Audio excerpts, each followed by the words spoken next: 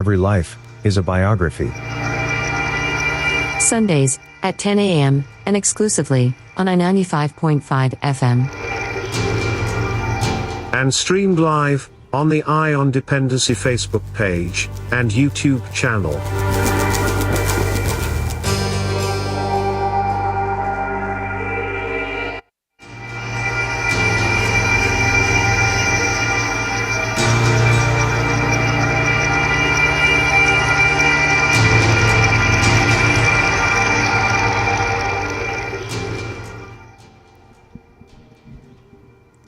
Good morning, Trinidad and Tobago. Good morning. Welcome to Iron Dependency. Thank you very much for joining us on this Carnival Sunday on I-95.5 FM and live on our Facebook page and YouTube channel. Good morning, Mr. Garth. Good morning, Miss Natasha, and welcome. Happy Carnival Sunday to you out there, folks, who are listening to us, and those of you who just turning. And we know some people just got home, and it's that time of the year. It's that time of the year, and so those of you who are with us this morning, we thank you very much for once again believing in us and staying with us, even though it's Carnival. And we have a very special program for you this morning. It's ironic that we had planned to do this program from the Savannah. Well, that was my plan actually. Carnival Sunday morning, taking into consideration that we would have been in the Calypso Monarch finals. And we have a young man in studio here too as well, who, from comments from people who listened to him in Skinner Park on last Saturday, that if it's just for the message, that he should have, been there too as well. Now, Gary is not here as yet. And we had planned to open with Romel, Papa Mel's piece that he did in Skinner Park. So when Gary gets here, we will, of course, oblige by playing you Romel Lezama's contribution at Calypso Fiesta last Saturday. But we have him in studio here this morning with us. And we are happy that, we thank the Trinidad and Tobago Prison Service Commissioner of Prison, Mr. Ramuta, and we have in studio here two officers. One is on the microphone, Mr. who is no stranger as well to this forum because he has been at the forefront, especially with the YTRC, in trying to shape and mold the youngsters who are guests of the state at the moment. Krishna Bedesie, good morning to you. Good morning to you and good morning to all our listeners. Krishna, what's your rank now? I'm a prison officer too, with responsibility for the programs and industry department. Now, for those who listening who don't understand the rank, right? Let's say compared to the police or the That would be regiment. like the rank of a sergeant. Sergeant, all right. You see, I didn't know that. So long I did with the prison service, I didn't know the rank of a sergeant, prison officer too. Correct, okay. Fantastic. So, congratulations. And Thank also, you. Mr. Romel Papa Mel Lezama. Papa? Blessed morning. Papa Mel. Oh, it's Papa Mel. But it had it down on the As in paper. Romel. Oh, duh. It's okay. Papa Mel.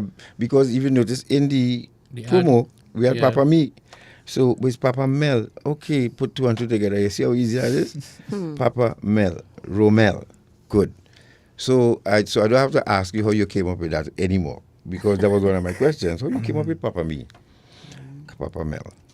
Romel, welcome to Dependency. I know you were here a couple of Fridays ago on Project Hope, and we just felt that it's fitting to have you here this morning because you made history in the Trinidad and Tobago Prison Service.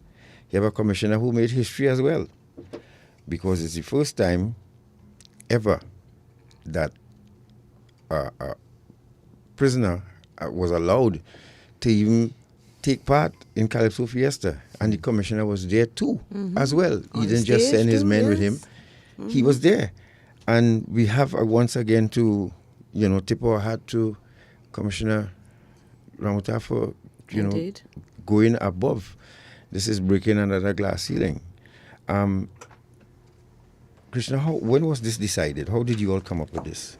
Well, the prison service has been using culture and the arts as a medium for rehabilitation for a very long time. And inmates Calypso competitions have been going on for well over 25 years. I remember. I am in the system 27 years now, and when I came in, I met Calypso competitions. And we have had some really good Calypsos coming out from the inmates. And one of the two co-judges who has been coming in, that's Miss Lynette Duncan, she suggested us that we make an attempt to have the some of the inmates enter the National Calypso Monarch competition. And we took 5 of them to the preliminaries, and Romel qualified. Okay. Yeah. And knowing the now, let's say 30 years ago, this would have been all your mad, from the prison service. But now, seeing that you all have embarked on this rehabilitation with your program and industries department, nothing is off limits now. Well, with a couple of years ago, with the Batiste Task Force report, an entirely new department was created in the prison service, which is called the Programs and Industry Department. Right. And so there are a lot more opportunities now for inmates who come into the system to achieve their true potential and do some of the things that they were not capable of doing while they were on the outside. Because we offer a lot of guidance and support, as you would have seen at the Savannah. All his backup singers were prison officers, The entire team that worked with him were prison officers. That's unheard of. And it's also instructive that those opportunities are, afforded to not just convicted persons, but persons on remand as well, because that is obviously a concern with the number of persons awaiting trial and the fact that some of them are just languishing without, having the opportunity to do something, to be constructive, to contribute. So, yes, the initiative two of the 5 persons that went to the prelims were remanded inmates. Right. Yeah. There you go. Yep. And as I said, these are things that are unheard of. And we are making attempts to increase the number of opportunities that are afforded to remanded inmates. Yeah.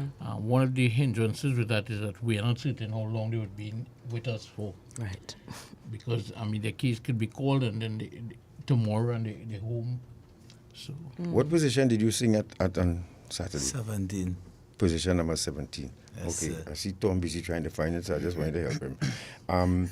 But I could imagine, did you get a sense of what the atmosphere was like in the prison on that day? What was the atmosphere like The morning time, in the prison? Yeah, when you before I went down, yes. it was cool, calm, silent. Mm-hmm. Yeah, it was silent. Why do you think that is? I don't know. They were scared for you or something? I don't believe so. But did they see you perform while you were down there? Did the inmates have an opportunity to see him perform? Or at least listen. I hear it was our pro. Well, that's what I'm saying. Yeah. Yeah, that's what I'm saying. I know that should be. So, folks, if you're just joining us, you're listening to Dependency. And remember, you can join us on Dependency's Facebook page or YouTube channel. We have in studio Romel Lezama, or Romel Papa Mel Lezama. And we're going to find out from him in a while. As a youngster, he made some wrong decisions and found himself, in our nation's prison. And I heard the commissioner made a remark that, really begs the question about young people given that opportunity to rebrand themselves. If, as the commissioner said, he would have done like 3 years if he was convicted. Now he's in there for the last 10 years.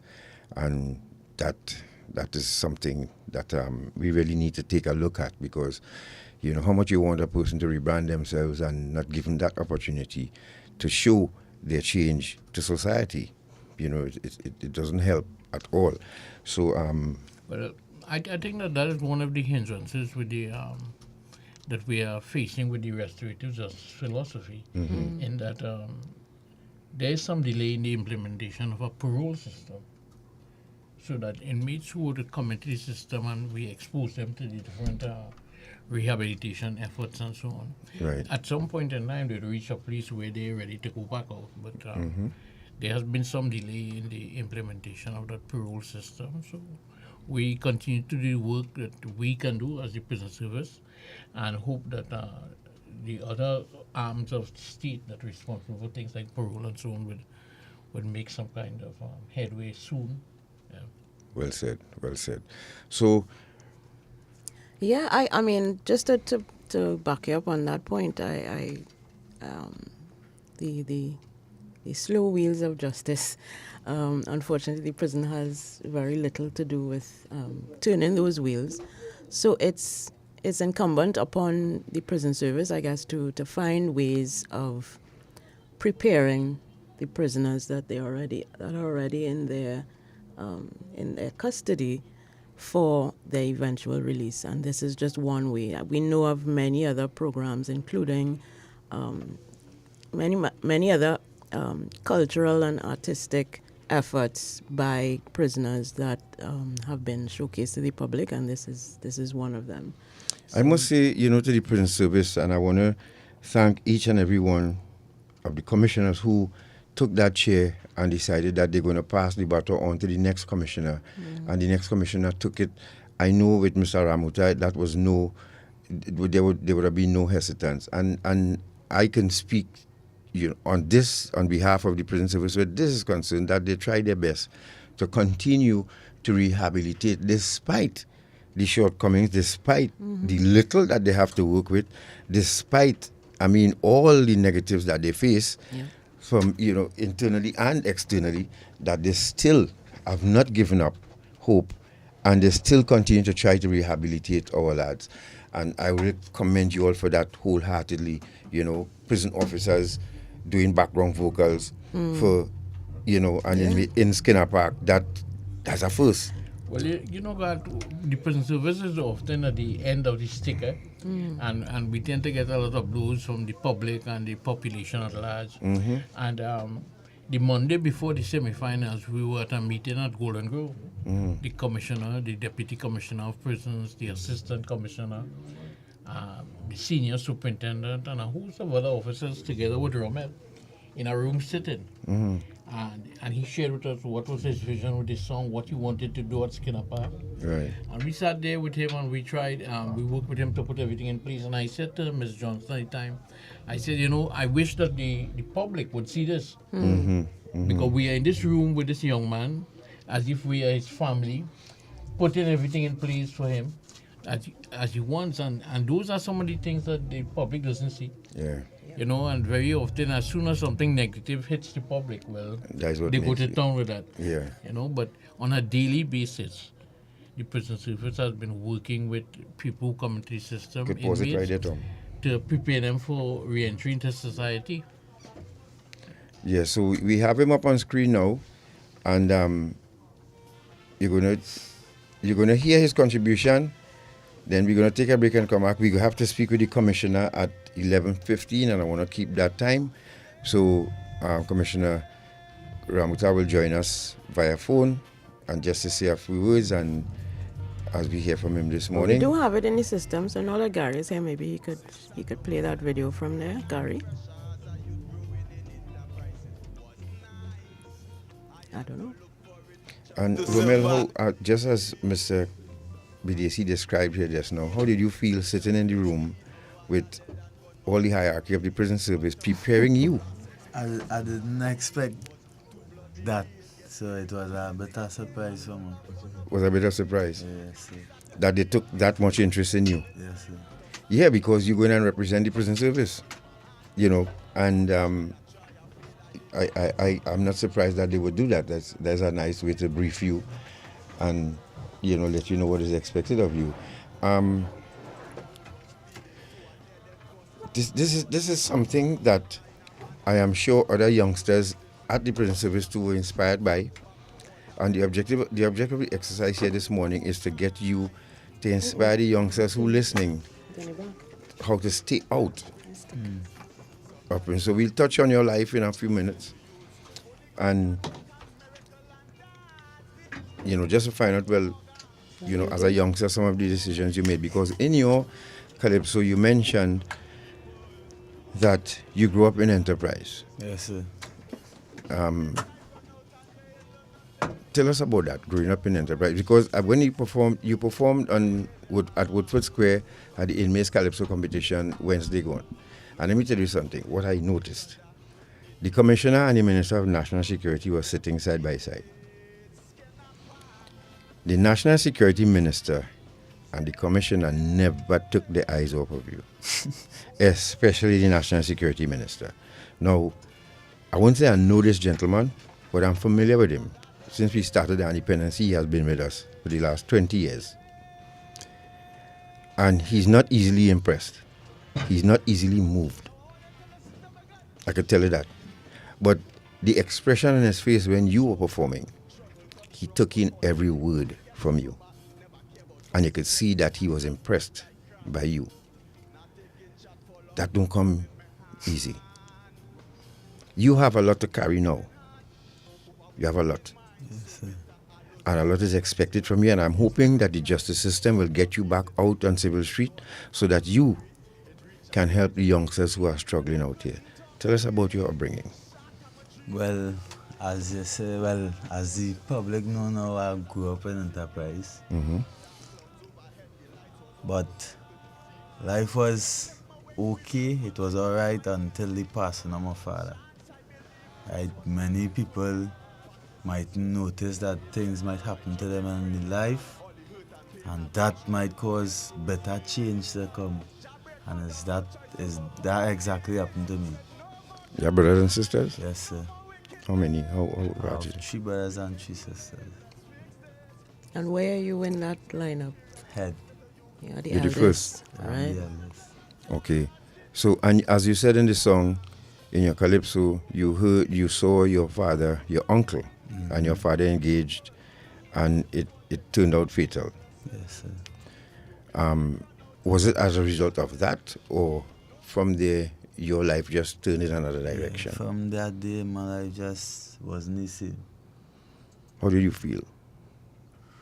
Well, I was going through the process of wanting to do something about it. As a little youth man, I wanted to do something about it. I wanted to get back, and that had me engaging myself with the companies at Enterprise, I should say now. The bad influence of Enterprise, I should say now. And from there, you keep going on the incline, doing a lot of foolishness, and then bam, I just crashed. No, you said you didn't even listen to your mom.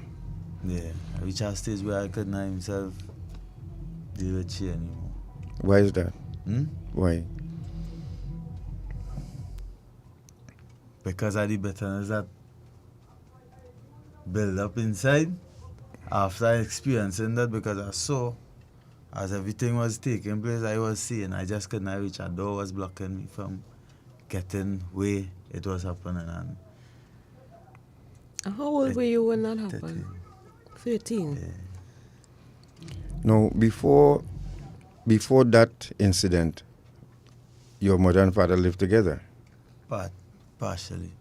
Okay, so they were separated. Yes, sir. In some sort. Okay, and so that had you bitter. Yes, sir. Your mother tried speaking with you and about what you started following, as you say, following bad company. She tried a few times. But I didn't have the ears to listen. Do you know how she felt about what took place to the father of her children? I mean, she must have been going through it as well. Well, I could say, well, my brothers and sisters and that crashed everybody, but seeing that I saw what happened, that hit me different. Yeah, that hit me more different than everybody else. Yeah. Were you close? You close to your dad? Yeah. You were close to My him. pops was good. So having that in addition to the trauma of seeing your father killed, and being the eldest, I guess that responsibility of having to maybe fill the gap or fill your father's shoes in a sense, being the eldest, and having to deal with the trauma on top of that was too much for a 13-year-old. I am crashing in school after that. Everything just went downhill after that. I crashed in school. I could fairly say, and with confidence, that YTC bring me back. I recreate myself in the system. I use everything. It's not singing alone I just do. I part of the national boxing team. Right, so we'll get to that, but I want to go back to home a bit because, as I said, we have some youngsters listening to you this morning. And I want them to get a sense that if they are living in the same situation, that they could end up where you end up. And I want you to help them not to end up there. So, were you in school at the time? Yes, when sir. that, right. You were in school. Were you able, like the next day, when it happened, you went to school the next day, were you able to function? No, I cannot function. I stay away from school a good few months. Months? Yeah, but... Did anybody from school come to check on you? Yes. I had friends from in the same class that I was in. Mhm. They came and supported even on the funeral, on the day of my father's funeral. What about officials from the school? Yes, Mr. William Wallace. Right. Let's talk about that because they didn't see you come to school. Anybody get worried to find out? Well, let's go my Romel to see why he's not coming to school. Well, our visit wasn't paid, but Mr. Wallace always had that interaction with me. Mhm. I call me, I say, "Boy, come to school. I know you're going through a little thing, but try and come to school." And I listened to him, and by going back to school, that was more chaos than anything else. Why is that? Because I started, because of the transition, that negative transition, I started real fight, real bacchanal, all kind of thing in school after that. I just was not the person I was the day before my father did. So you were angry all the time. Teachers couldn't relate to you. No. Did you get Couldn't involved? focus and concentrate on schoolwork. So you led a gang or you part of a gang? No, I was part of the circle. Did you all dabble in drug use? Not me. I never had the pull for that. Right.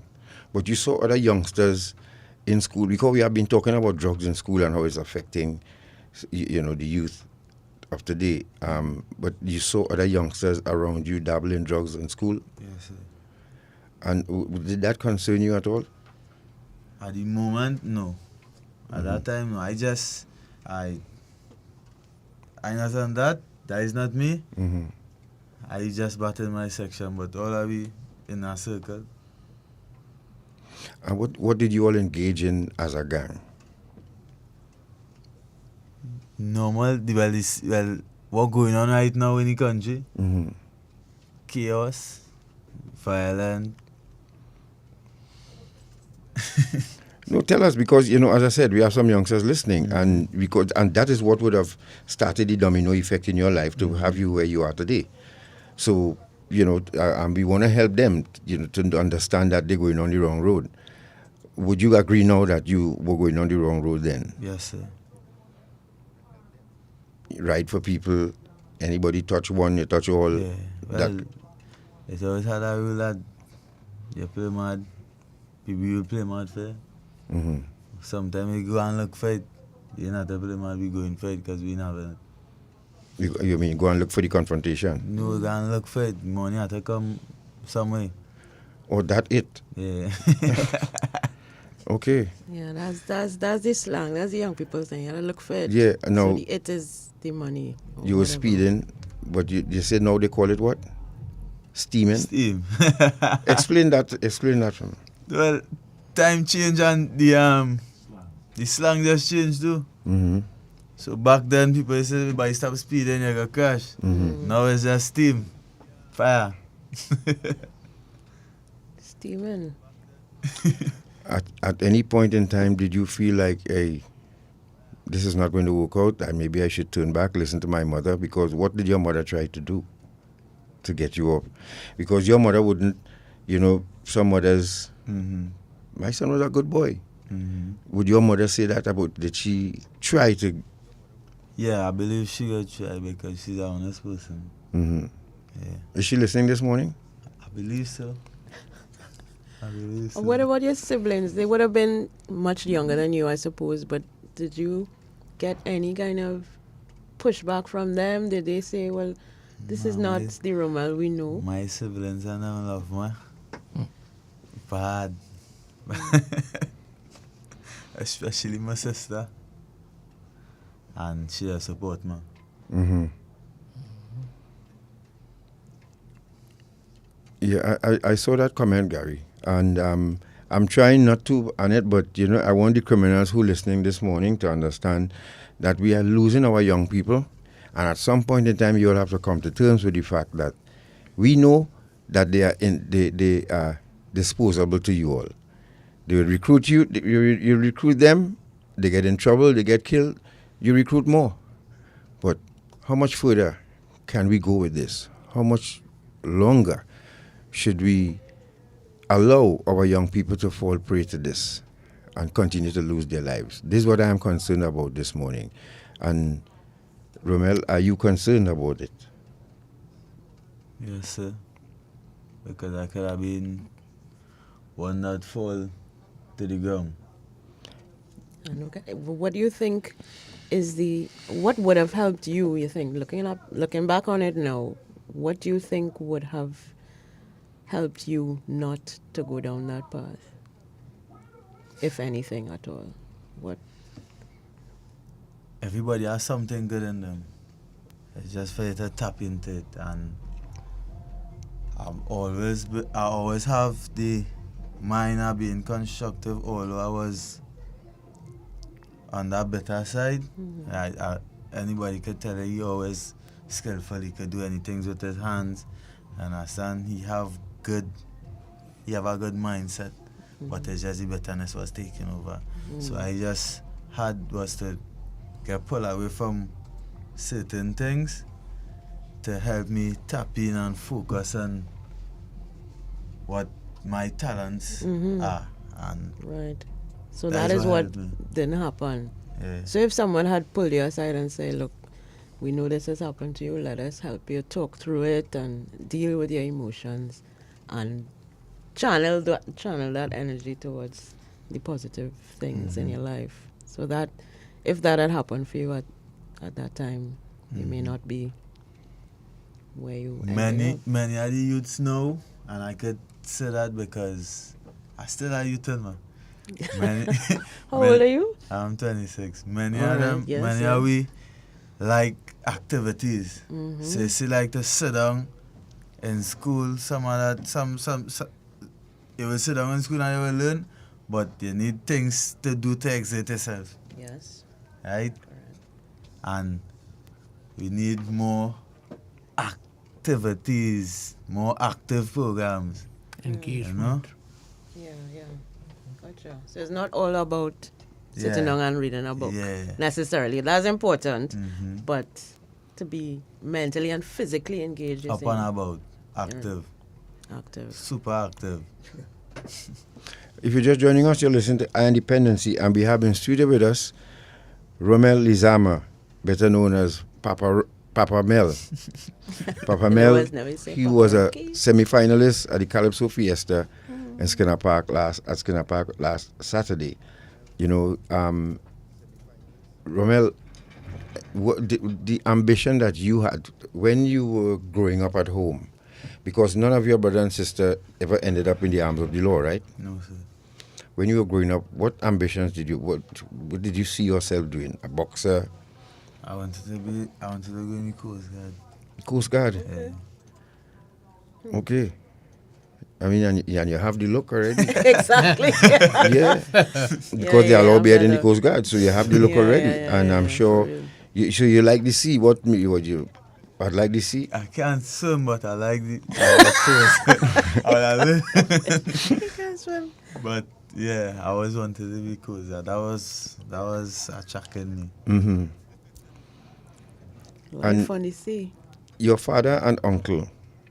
No, he's your uncle, which is your mother's brother or your father's brother? Mother's brother. They never got along, or how did it reach to that? It was a kind of domestic issue in the family, right? And it just, I really actually don't want to go back to that, but it's just, I'm freezing up on myself because I want to say the right thing, right? At a point in time, they just couldn't get along again. And it escalated to the point of, a fatal But I will say that my pops was wrong. Okay. Right, and I'll just stick that pin right there. Right. My pops was wrong. So, on the day you were arrested, how old were you then? 16, 17, almost 17. Almost 17. And you've been locked away ever since? Yes. Freely locked away. Freely Explain locked away. that. Explain that. What you mean by Because that? they say YTC is not a jail. It is a training and rehabilitation center. And it's not a boasting fact, but I'm just one of the products that come still in the process of being rehabilitated. Now, were you that tough that your first night in there you immediately settled, or was it difficult for you to understand that, to accept that now you're locked away from society? It was difficult a good few days. Tell us about that. I want the youngsters listening to you, because some of them feel that going to jail is a rank. Some of them feeling getting arrested is a rank. So they come back out with their chest high, not understanding that they have a conviction now, and life is going to be harder for them. Tell us about that. Now, well, when you now come in YTC, and especially on a charge like mine, they put you in these cell blocks, reflection, right? And the reason why they come about with the name reflection is they have dormitories. And if you're given trouble in the dormitories, they send it on your reflection to reflect on the foolishness you do, right?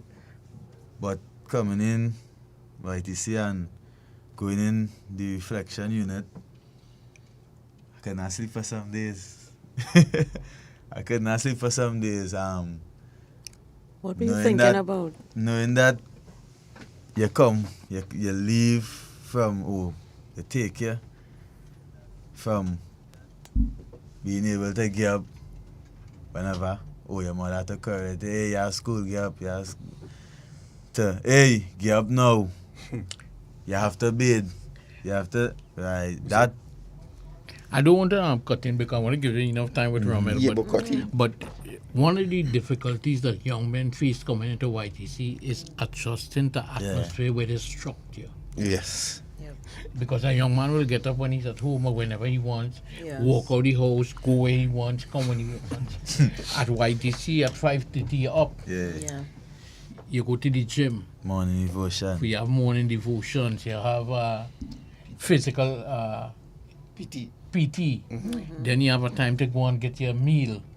If you have to go to school, you have to get prepared for school. If you're working, you have to get ready to go to the job. Because we have boys that leave YTC and go out to work. You have, if it's a trade program in the afternoon, so you have a schedule.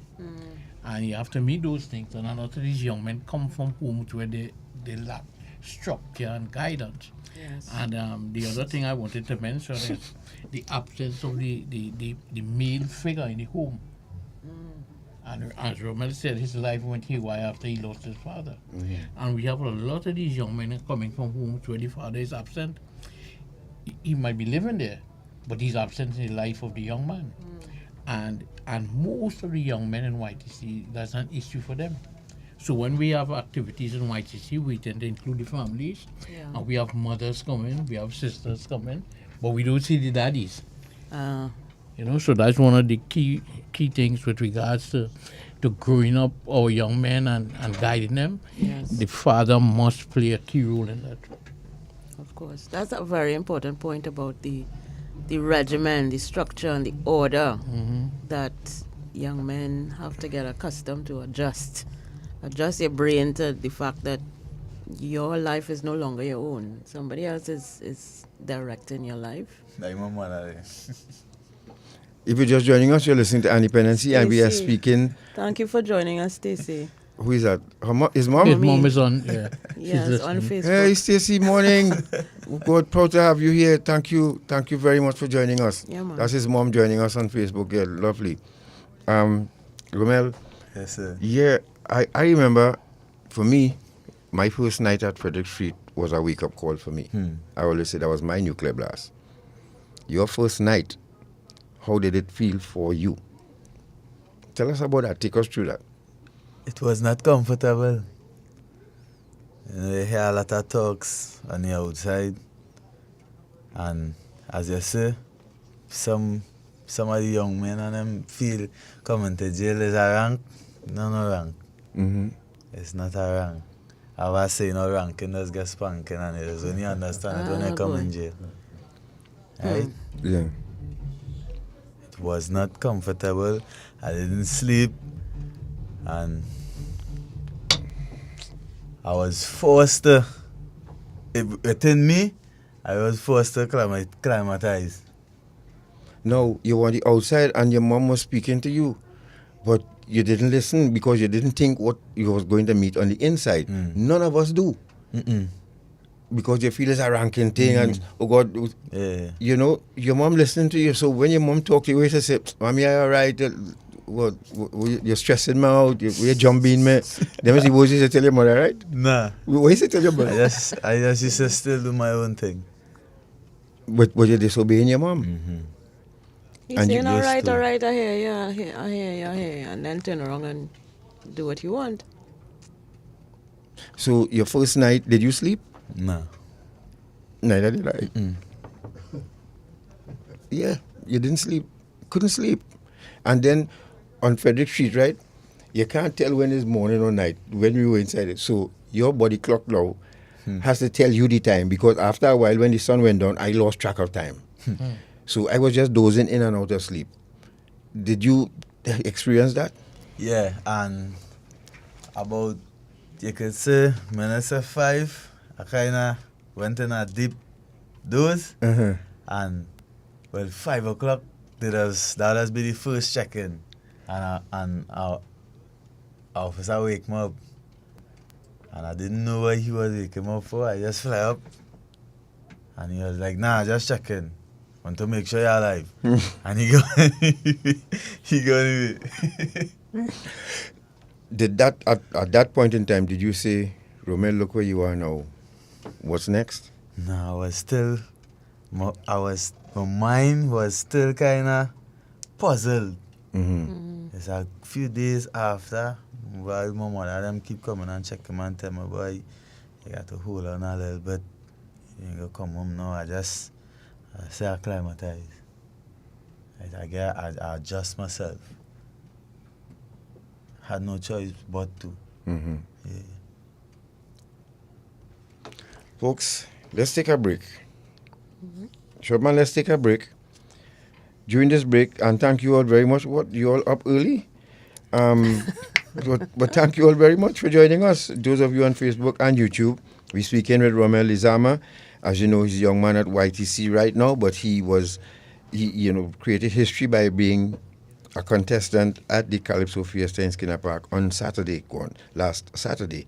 We're going to take a break, and when we return, we will come back with 2 of his verses from Calypso Fiesta.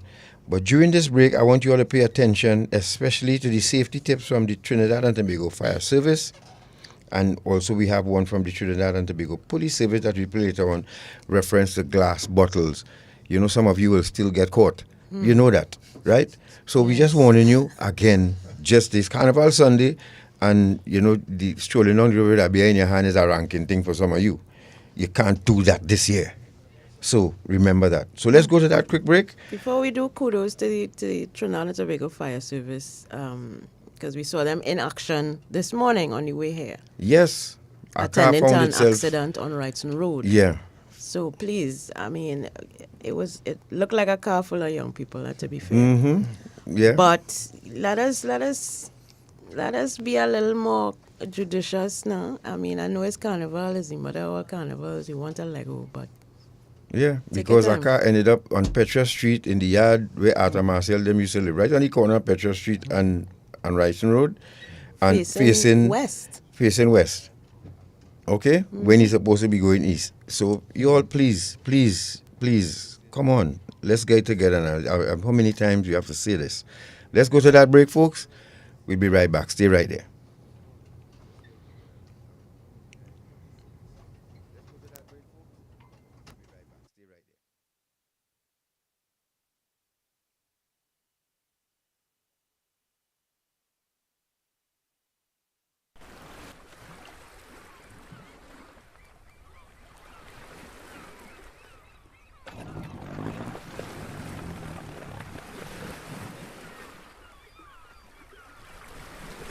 Hey, Cappy, talk to you now, boy. Got a small work for you to do. Make a quick 10 G's. We go do for me. 10 G's? Where's that how I do this, boy? What you doing? Taking your boat, run up the islands, pick up some people and then bring them back here for me. That's all you have to do. That's sounding like human trafficking, boy. That's a serious crime. I can't make that. Trafficking in human beings is a serious violation of a person's human rights.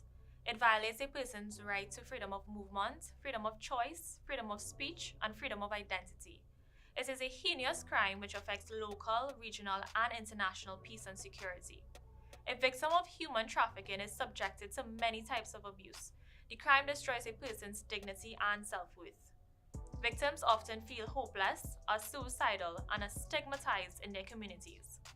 Child victims are deprived of their rights to education, play, and social interactions.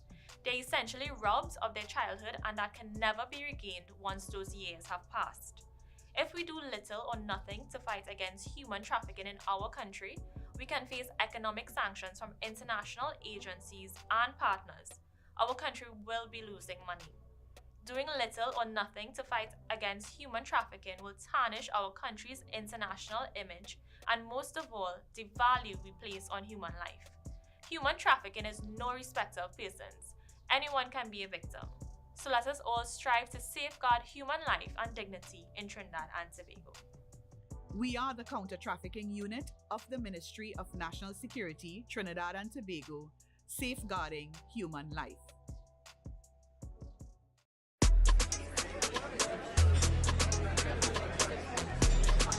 (50/20, 50/25).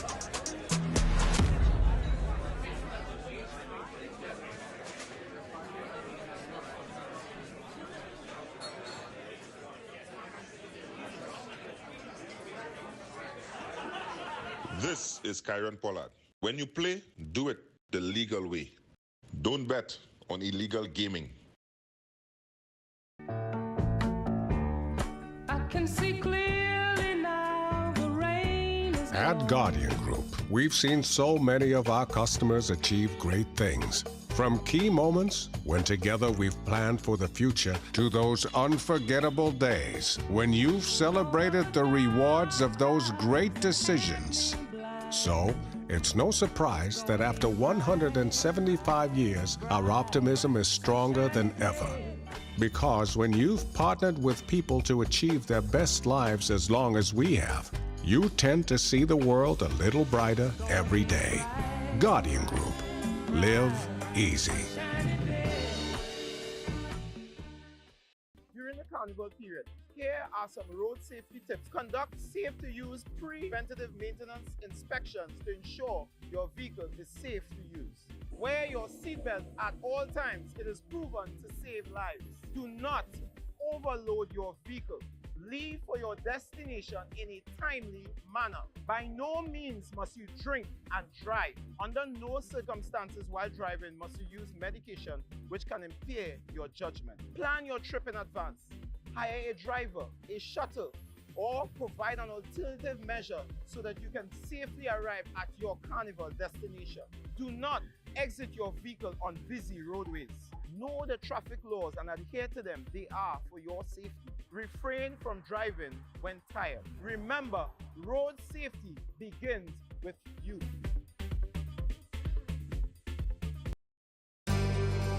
Eye on Dependency with Garth and Natasha. Reality radio, at its best, where every life is a biography. Sundays at 10 a.m. and exclusively on 95.5 FM.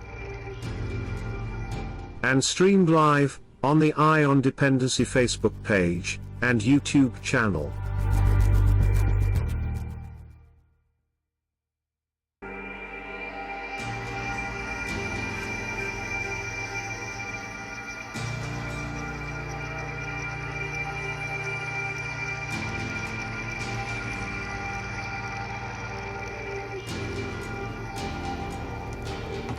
Thank you for staying with us. This is Iron Dependency, and we are live in studio with one and only, how to say, Romel Lezama, Papa Mel, a prisoner who has broken barriers and created history by performing at the Calypso Monarch semifinals. We also have Krishna Bedesie, prison officer 2, is in studio with us as well. And we're talking about Romel's life and how he grew up, what happened to him, and how he was able to be influenced on the wrong side of the track, so to speak. And I wanted to interject before we go on to the conversation that we're gonna have, to interject that and to remind people that he was 13 years old when this tragic incident happened to him. And I feel as if, and he has already identified that he was not given the support that he needed to overcome that trauma that he witnessed. And I feel as a 13-year-old, and children and young people are not given the support that they need. Because remember, we always say it here on our independency, their brains are not fully developed. They are not mature individuals. They do not have the resources within themselves to change or to counteract the trauma that they've experienced. So they really do need intervention, especially at that age, that critical age, teenage years into young adulthood. And I think that is perhaps where the gap is, where the gap needs to be filled, because you cannot have children experiencing trauma at tender ages and it not being treated. So, Romel, let's go back to that stage, right? Let's go back to there, because there are some people who can walk away. Mm-hmm. Some people can put stuff behind them and move on. You couldn't. At that point.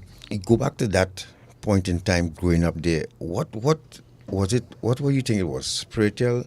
Because I said we have youngsters listening and we don't want them to take the path that you did, to feel that is the only way to solve how you were feeling. No, as you mentioned, spiritual, that hit our spot, because just as how you need food to grow, and it was like a baby, mm-hmm. and you need to nurture yourself to get big like Mr. Garth now.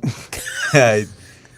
It's the same thing that applies when it comes to your spiritual growth and your spiritual well-being. So if you're weak in the spirit, you will get attacked differently.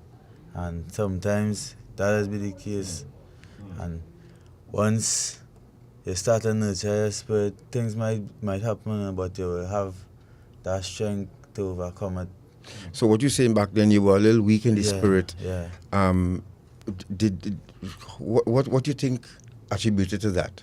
That spirituality, was that lacking in your life? Mm-hmm. Why? I mean, I used to go to church, but I just used to go to church. You just, because mommy said, let's go to church? Yeah, I used to go to church, but I just used to go to churches. Had no choice. Being by myself and away from everything else, I had no choice but to talk to that man alone, because he alone with me since 2013, since 10 years. He alone with me. And but let's go back. Even though you were going to church, you were not of the church. I used to go to church to play drum. Oh, you play drums in the church? Yeah, I just used to go to church to play drum. Right. But and that relationship with your father, how close was that? Well, my pops was not wrong at a point in time, but as he come along, things started getting better and good. And then tragedy happened. The relationship with him and your mom, what was that like? It was off and on. It was off and on. Mm-hmm. When he wasn't around, how was mom? Did she have a lot of misdirected anger, or? No, my mother was cool. So my mother was cool with her or not. So then, what made you decide to still not listen to her then? Why was the pull so strong from the other direction than what your mom was telling you? Tell us about that. As I said, we have some youngsters listening to you, and we want to prevent them from walking that road. What was that pull that was so strong that you couldn't listen to your mom? I feel it's because I wanted a father in my life. There's certain things, you know, I'm like a teacher, and then it has certain things that you need a father there for. Good. Now we're getting somewhere. Yeah. So you didn't have that. And he was angered, clearly angered by it, and frustrated that he couldn't, as a 13-year-old, obviously could not change his own circumstance and bring his father back. But did you feel some level of freedom though, knowing that you didn't have a man in the house? At a point, because I could have do our. There you go. So that father figure, because as you said, your mother can't teach you to be a man. But again, too, for some young men, not having a male figure in the house is a sort of... Yeah. Because you get a taste of being controlled. And you were the eldest? Yes, sir. So you're knowing that they didn't have a man in the house, you feel, well, you're the man. Yep. Go on, explain. Well, yeah, you just hit everything there, no, Mr. God. Nobody listening to you. I want to hear it from you. Well, I could confirm on everything that I said just now. Mm-hmm. Yeah, just in having that strength, that above strength, that Simba around. Yeah. It have its pros and its cons. So when your mother tell you be home by a certain time? Nah, I forget that. You wasn't coming home at that? Nah, I wasn't coming. I might not himself come home. Yeah. Because they might just see me until the next day or 2 days after. I had a lot of plenty. I had plenty in that. But and was then there... she could just quarrel, and I know even if she hit me, that ain't really gonna do me nothing. So, Lex ain't really doing nothing again. Can't you say that again, please? Lex ain't really doing nothing again because you can beat me. I go cry. Sometimes I might just cry because I know you want to see. If you see me crying, you go stop. And then I just go back about my business. That was back then. Let me tell you something. We underestimate the dangers of the absence of the male in the lives of young men. And I could tell you from experience that I grew up with my father spending most of his life in prison. Really? Most of his life in prison. You know what got me through? My mother always made sure that we were in church, and the men in church that played a father figure in my life. Well, I didn't know that about you. We had to bring you here alone. And let me tell you something. My father, he died last year, but he had over 35 convictions. What? Wow. Spent the majority of his life in prison. And my mother had 11 children for him. Wow. I made it because of men in the church who took an interest in my life as a young man growing up. So here we are. I will never do, and that is why I always emphasize on the importance of the presence of a man in the life of other young men. Because no matter what mommy says, no matter what auntie says, a young man needs that male figure to talk with him, to guide him, to answer his questions that the woman would not be able to deal with as much as, because we grew up with my mom alone, you know. She did all that she could have done. But that didn't mean to say that I didn't long for a male figure in my life. Now here we have two different, Romel, you're following what we're saying here now, right? Yes, sir. Because here we have two different scenarios here. Yeah. His father spent most of his time in prison, but he had the church and the men in the church. You, on the other hand. No, as he mentioned that, I could fairly say that anywhere that I go, I always get adopted. I have a mother, I have a father. Anywhere I go, somebody will always adopt me. So I have, and I had father figures in my life, right? I just wasn't healing. I just could not make up my mind to say, although I lost my pops, I didn't heal at that point in time. Although I lost my pops, you know, I have a father here, and I have a father there, and I have a father there, right? Because I could point them out. I have Roland Gulson as my father. I have Jason Akwi as my father. He's my coach also, you know. I have a lot of fathers out there. I have Mr. Roscoe, who I say about me. He's a superintendent in the prison, right? And I have mothers too. Yeah, but you had to go to prison to find that. Yeah, that's the unfortunate And that's the thing. problem there. And you know, the fact that a 13-year-old could have freedom to go and come when they want, 14 years, that too is a drug, you know, that you get addicted to. Tell me about that. What can I say about that way? Yeah, because I mean, you don't have somebody to wait for you with a belt, Yeah. you know. And as you said, looking at you, you look like you were a tough kid. So you know your mom could only quarrel and she might hit a two-tap and you good with that, right? But you know there's no big, strong person waiting for you with a belt. Was that part of No, that? my uncle was a little male. Well, he was one of the male figures in my life. But after everything with my father and how I could not deal with it, he was absent too, right? And that just I feed on the negative so much that I get a sense of pleasure out of it at that point in time. Knowing that nobody cannot talk to me. I not tell that to tell. You know, I doing what I want. And that is what you call the slaughterhouse road. You know, slaughterhouse, you walk pig into the slaughterhouse, you'll feed it. And as you feed it, the pig will keep walking until you reach in the slaughterhouse. Once you reach in the slaughterhouse, it not coming back. I'm glad I ain't reaching the slaughterhouse. And if I could help just by my words to help youths out there, even older than me, right, to prevent them from going or entering or walking the roads of the slaughterhouse, I'll do it any day, anytime.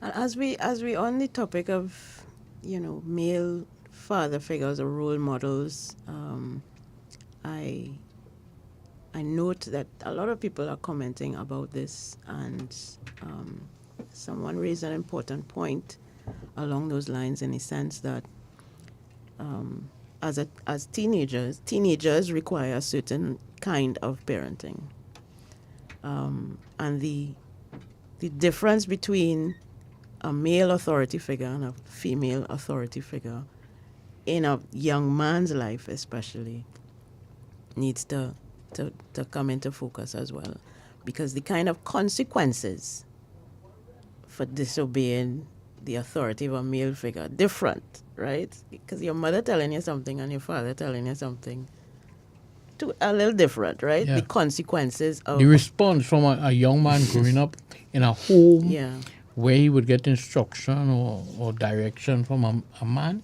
Correct. it's different how he responds to the mother. Absolutely. It's different. Yeah. And it's There's that unfortunate too inherent part of the nature to have that male role model. Let me ask this pertinent question. The pull from the outside, is it stronger than the persuasion from the inside? Meaning that your mother telling you one thing, but then you have a group of youngsters that you're hanging with telling you something else. Yeah.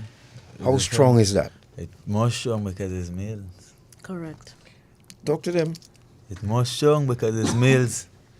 A woman ain't coming to tell her to do certain things. Just so, you might hint at a lady, but when it comes to masculinity, once a man, dog, come to know, it's grooming, you just call it. Yes. So it's easier for an older fella to groom somebody younger than him, right? Because we look at the elders. When you're small, they look like, I want to be like he. What about he? You wanted to be like what? He was manhandling people, he was controlling money. plenty of youths and them seeing fair and feel his respect. Yeah, good point. And it's fair. Well, let me give you a little story here, Garth. We had it's not functional at this time, but we had what is called the YTC mentoring team. And we take young men from YTC to schools around the country on a daily basis. And we were doing a series at Pleasantville Secondary School in San Fernando called Parents, the Real Crime Stoppers. There was an officer at YTC who wrote a book by that name as well.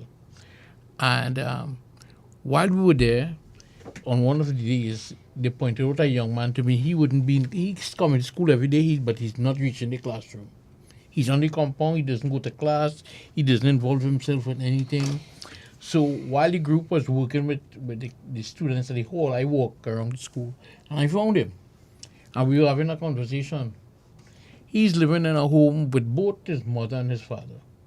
But his father is just living there. He's not existent in the life of that young man. But on the way to school to Shoguanas, he meets the drug dealer, he meets the gang leader, all men who would give him a little something, show a little interest in him, or interest in inverted commas, right? They would play a role in his life, give him a little something. And those are the little things he was seeking at home but not getting. Right. From a father who's there, but his mother is leaving at 4 a.m. to go to work, comes back late that evening, and eventually he became involved in crime, became involved in a gang, and he's leaving school every day. His mother working, investing in the little she has, but he's going to school and he's not reaching that classroom. That sound familiar? Partially. Right? Partially. So there is a key role that the male has to play in the life of a young man. Well, when you wanted stuff like phone, sneakers, all of these things, how did you get that? Because your father wasn't there to give you that? Nah. How did you get it? Let's be real. This reality radio at its best here. The man who I used to deal with, he's now deceased. He used to go down the road and just pick whatever shoes there were. You know? Although it was problems after my father died and going to school, I used to get wherever I want to go to school. From him? Yeah. There you go. So you got the love from him. But you had to do things in return for that. What he thought was love. What he thought was love. Right. And that's part of the problem too, is the perception that people have of what a man is supposed to be and do. I want the youngsters listening. So that pair of sneakers, it came with a price. Yeah. Of course. What was the price? The guy's dead now, right? How did he die? Violently? No, natural causes. So unfortunately. Yeah. But the sneakers and the watch and the phone and all of these things, that came with a price, right? Yeah. You had to do his bidding. Yeah. So it's like walking into a trap, literally. Slaughterhouse. Slaughterhouse. There you go. And again, that feeds into the stereotype that a man is supposed to... I mean, we know men are supposed to be providers, quote unquote. What does that mean? What are you providing? Are you providing, as Romel said, are you someone to be fed? He's feeling a gap, though. Because there's the threat of violence. Are you a person to be... No, go ahead. And the human mind will tell you, hey, this man give me something, I obligated to give you something back. Right. Yeah. You know, I loyal to give you something back. So you're it might indebted be to what him. he gave me, right? But I obligated to give him something back or give her something back. So he will tell you, look, go and look for a pair of sneakers that you want. Take what I want. Take what you want. Yeah. And he paying for it. Yeah. And so a lot of youngsters, a lot of homes have been losing youngsters to that kind of thing then. Listen, we're not only doing our young men like that, no, we're doing our young women in the same fashion. Oh yes, don't forget the women, of course, yes. Yeah. Yes. So Romel, the youngsters listening to you now, who on the same path that you were, what do you have to say to them? Slow down. first thing first, you have to check yourself. I know everybody want to look nice, but niceness has come at a price. And if, you know, well, I believe I was the last set in my generation to hear, don't watch what people have. You know how hard they work for it. Or what they do to get it. Yeah, what they do to get it, right? You're in a family, to go against your family. Although you might feel some of the decision or some of the things mommy, daddy, auntie, uncle might be saying, might be them fighting all down. Later down in life, you can understand what they was telling you and why they was telling you. So, just Wednesday before I went in the square, where you see me perform, Miss Rowley asked for me to come down there go Martin because they had a sports day and I sing my song for some school children, over 300 school children. I see tears in their eye. And there was the song, you could have seen that the song hit plenty of them hard. And that's the Prime Minister's wife you speak yeah. about. Right. She requested that I come to perform and talk to them, and I spoke to them, and I was like, I tell them how long I look up. First, I asked them who had a bad night last night, and all of them was like, yeah, me sleep good last night, and I was like, well, let's sleep home. Anybody know where I come from? And it's only when I let them know where I come from, everybody just get quiet. And I was like, nah, I don't. I find since I tell her where I come from, the place get quiet. I like to interact. And, you know, they loosen up a little bit. I ask them, I look up 10 years now, and I got look up when I was 16. How old I is now?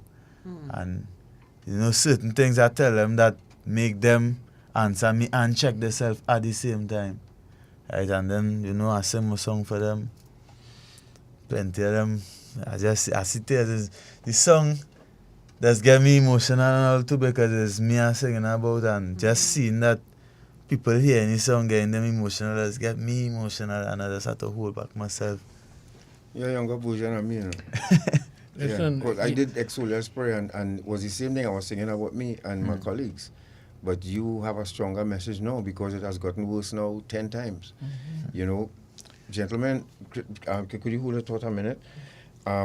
We promised the commissioner to call him at 11:15. However, commissioner, you know, I like to stick to time.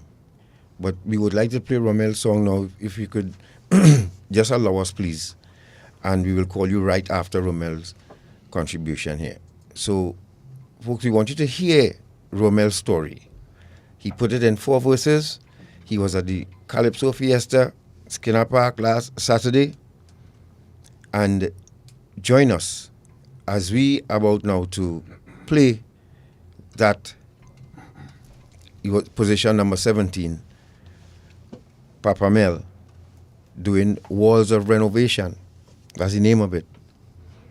And I think I could understand, who listening could understand what this means. Yes. Let's hear, so that you youngsters there wouldn't have to write a calypso like this. Walls of Renovation. Here is Papa Mel at Skinner Park in San Fernando last Saturday. If you're just joining us, you can join us on Facebook or YouTube. EYE on Dependency. Let's go, Gary. Short man. We're back. We get ready for contestant number 17, Mr. Romel Lezama, also known as Papa Mel. The name of the song he's going to be doing for us this afternoon is Walls of Renovation. As we see the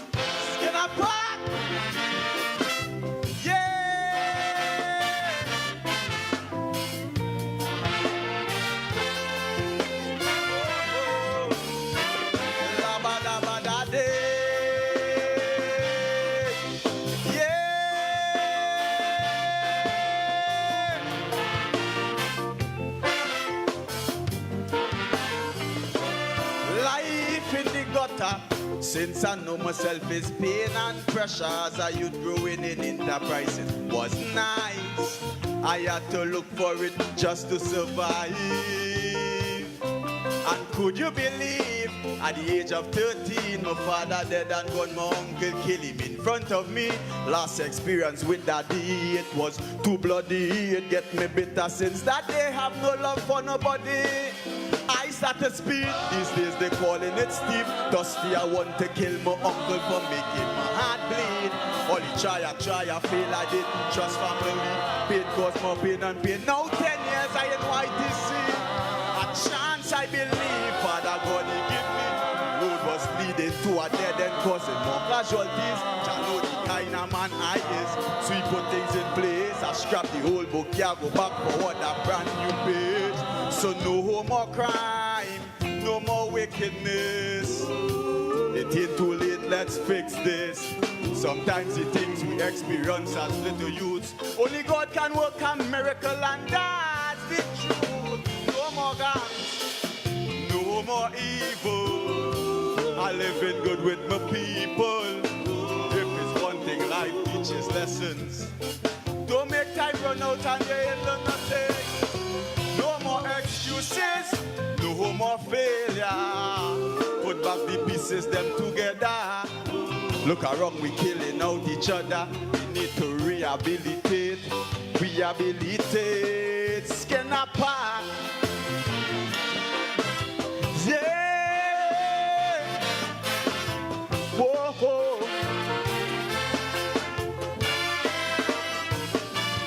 La ba da ba da day.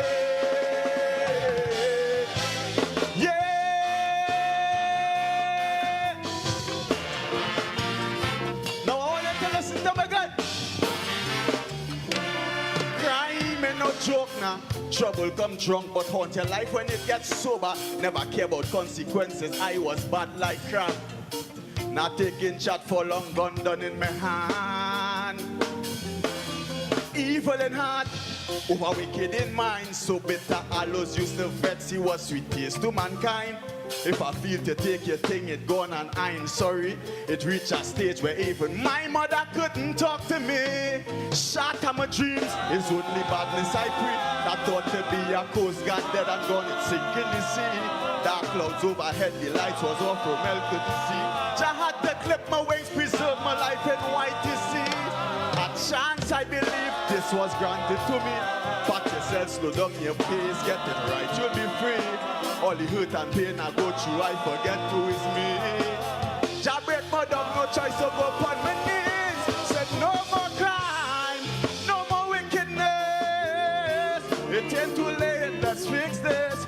Sometimes the things we experience as little youth, only God can work a miracle, and that's the truth. No more guns, no more evil. I live in God with my people. If it's one thing life teaches lessons, don't make time run out and you ain't learn nothing. No more excuses, no more failure. Put back the pieces, them together. Look around, we killing out each other. We need to rehabilitate. Rehabilitate, boy. Say renovation. Walls of renovation.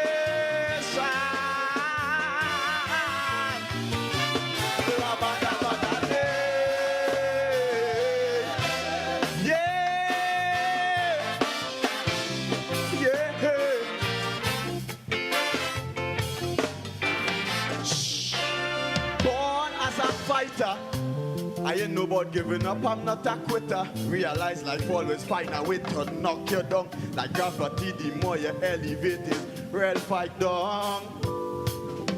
Fight and survive, value, I'm grateful for life. I'm fixing my life as I speak, I'm sure it's changing this time.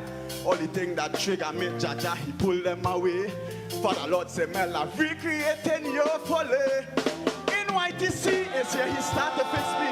He had to put me by myself, subtract the bar totally. I ain't hesitate, I take the chance and run full with it. So many friends I have no debt, get one but never listen. Changes I must, don't give up now, stay focused. Everything go fall in place and my things will come up. Let the past stay in the past, look in the mirror, chin up. Freedom coming, only fear the gate, go so open up. Say no more crime, no more wickedness. It ain't too late, let's fix this.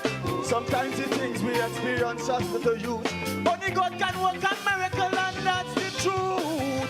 No more gangs, no more evil. I live in good with my people. If it's one thing life teaches lessons, skin up and to make time run out and you're ill and nothing. No more excuses, no more failure. Put back the pieces, them together. Look around, we killing out each other. We need to rehabilitate another chorus. Say no more crime, no more wickedness.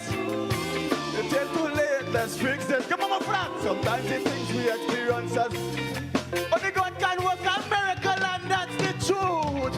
No more God, no more evil. I live in good with my people. If there's one thing life teaches lessons, don't make time run out and you ain't done nothing. Skin up back no more. No more failure. Put back the pieces, them together. Look around, we killing out each other. We need to rehabilitate. Love you. Rehabilitate. Boy.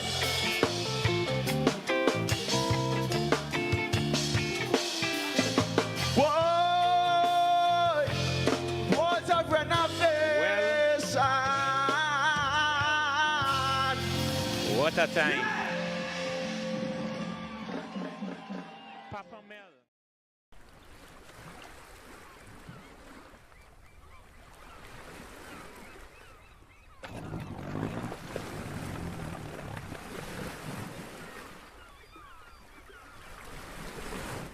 Cappy, talk to you now, boy.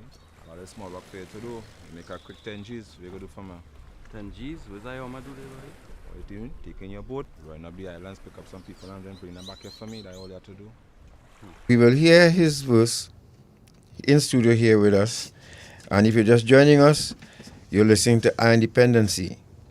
We are speaking with Romel Lezama, or you know him as Papa Mel. My son showed me something yesterday. And the instrumental now, Romel, Yes. to yourself, we're going to hear the instrumental here, and he's going to sing one more verse for us in studio here live. So, here we go. Yeah.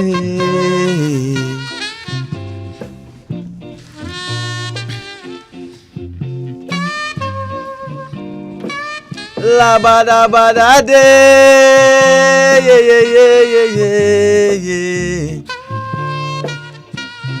This is the verse that never really come out, eh? Yeah, man.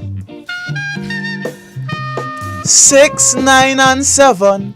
ABG for Jenna, please listen to my song. We creating monsters, talking about we locking tongue. But when you're dead and gone is one place, you're going underground. Stop this madness, it's only pain and sadness. Why kill your brother who you grew up with over small thing? If you need blood, bro, I got your sis, we is family. Don't bring no violence, no back and alone, boss, no 40. Trust and believe, jailhouse not nice, not pretty. Even the baddest man does cry when he can see his mommy. Lost your freedom and life comfort, claim your dance and fully. Boy, change your life, listen the right voice and live life correctly. A chance I believe, Father God he gave me. The road was leading to a dead end, causing more casualties. Jah know the kind of man I is, so he put things in place. I scrap the old book, I go back forward a brand new page. So no more crime, no more wickedness. It ain't too late, let's fix this. Sometimes the things we experience as little youths, only God can work a miracle, and that's the truth. No more gangs, no more evil. I'm living good with my people. If it's one thing life teaches lessons, don't make time run out and you ain't learn nothing. No more excuses, no more failure. Put back the pieces, them together. Look around, we killing out each other. We need to rehabilitate, boy. Rastafari. Ja. touched my soul here this morning, son. Trust me. You touched my soul here this morning. And so many of those who listening. Commissioner of Prisons, God bless your heart.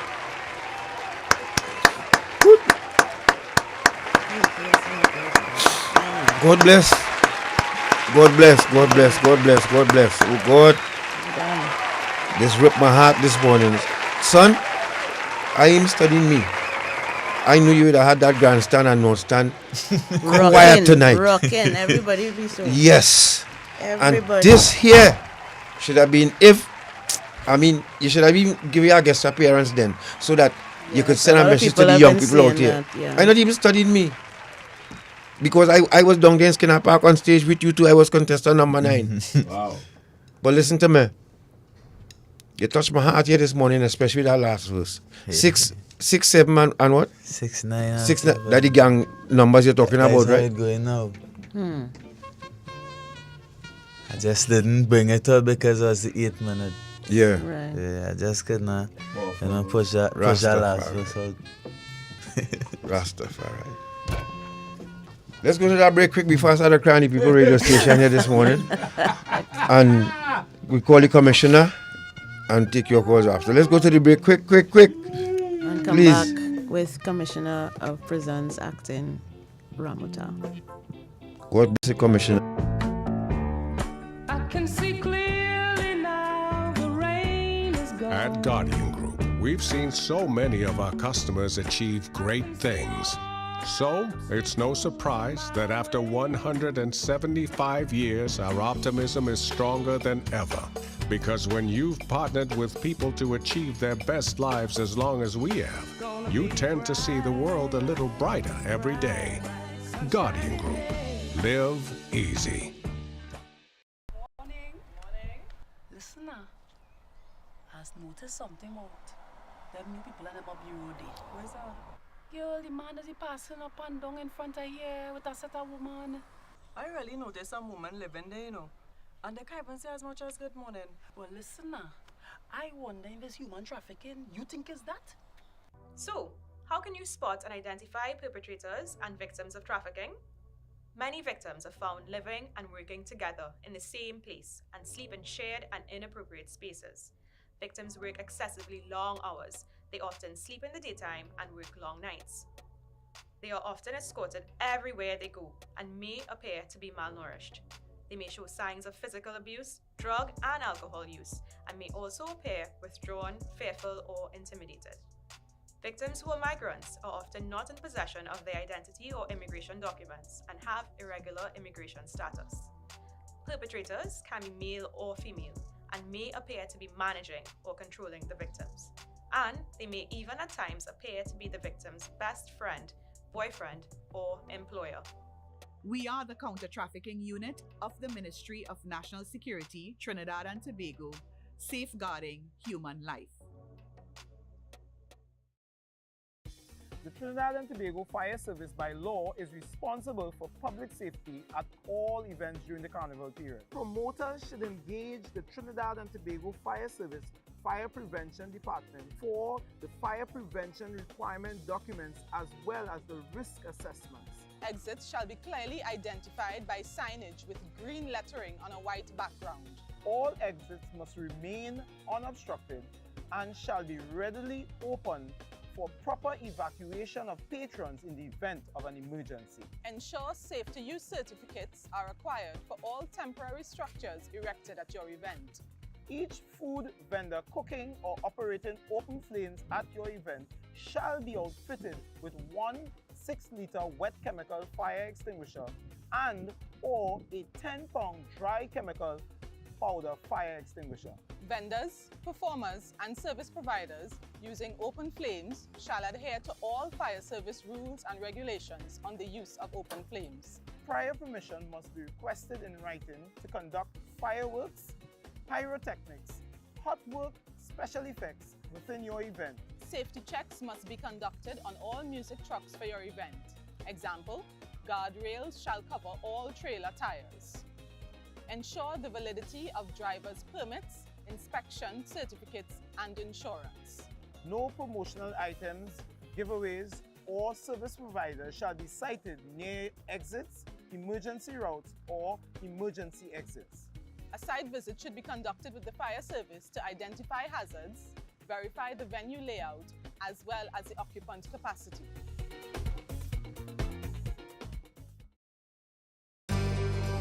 On Dependency with Garth and Natasha. Reality radio, at its best, where every life is a biography. Sundays, at 10 a.m., and exclusively, on 95.5 FM. And streamed live on the on Dependency Facebook page and YouTube channel.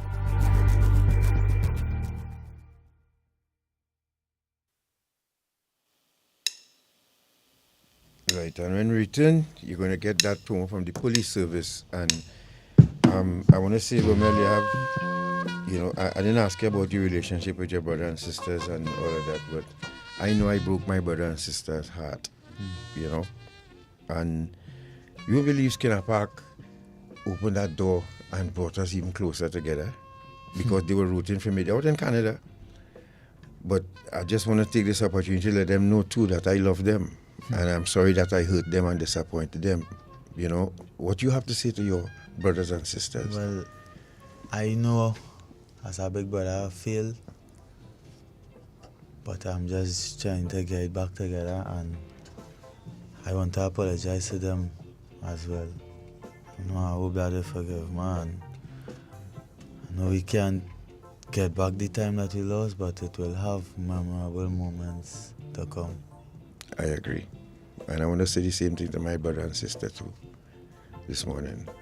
That I love them, and just like you, I know there are better times to come. You are the commissioner online. Commissioner? The world. Why? Good morning. Good morning, Commissioner. Good morning, Natasha. Good morning, Mr. Bedesie. Good morning to you, sir. Good morning to my boy, Romel. Morning, Good sir. morning to the nation. Good morning to your listenership. Good morning to all the prison officers and all of our civilian staff. Good morning. Commissioner, morning, and thank you so much for this opportunity. We've done all type of interviews, and I know people tell, Natasha, I got this from my mother, this crying thing. He does cry But I quick. never He's thought a this would crier. happen to me this morning. And that is not to say that he's not a man. Men can cry. Men can show emotion. Men can be sensitive. Men can be empathetic. Yeah, but Romel saying on you all smiling, I crying like a little child in the studio. That ain't right? Romel. Nothing is wrong with that. Commissioner, look, Gary and all tearing up. Yeah. Commissioner Diopasad Ramuta, God bless your heart. And let me say this before the commissioner come in.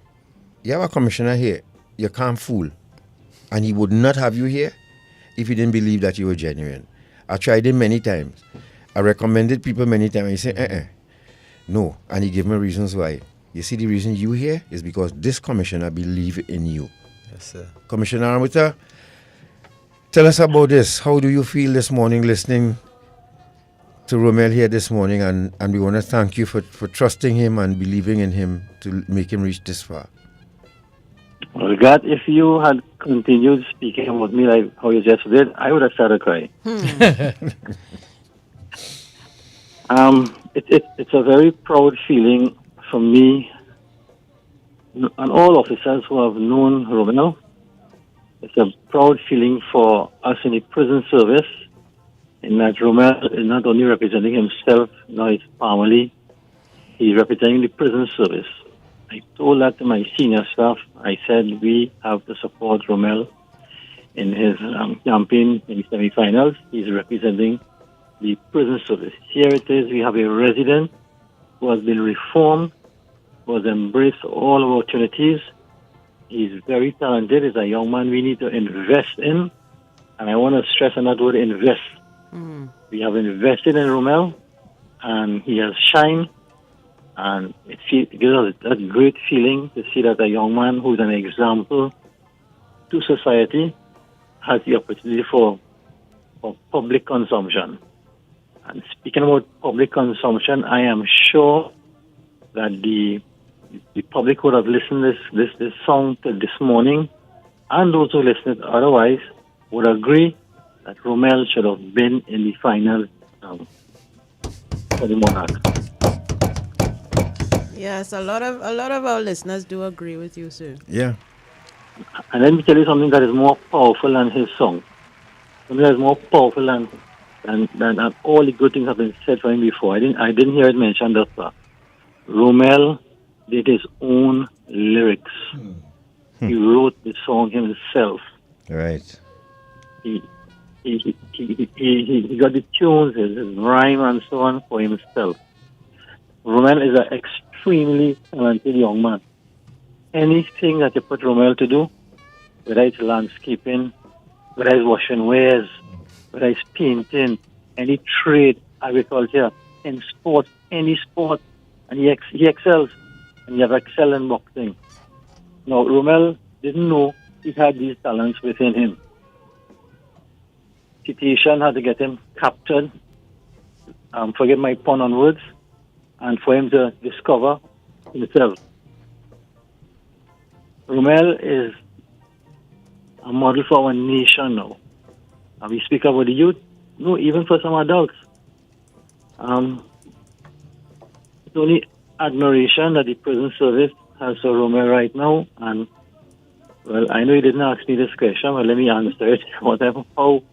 What do we do to get to have Romel and others be at their best? We have officers just like Krishna Bedesie there. I couldn't instruct or demand of Mr. Bedesie to come and speak about himself and his past there. He had to feel comfortable. He had to feel as a satisfied employee. He had to feel okay in his job environment. He had to feel okay about his leadership.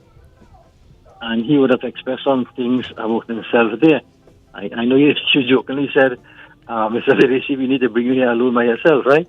and we could have an interview with him. It's leadership is not just about leading in front, it's about being in the center and pushing from behind. I am not going to take all the credit for Romel. Romel have been with us 10 years, and person would have been doing what they had to do to get Romel where he is. Bad and good times.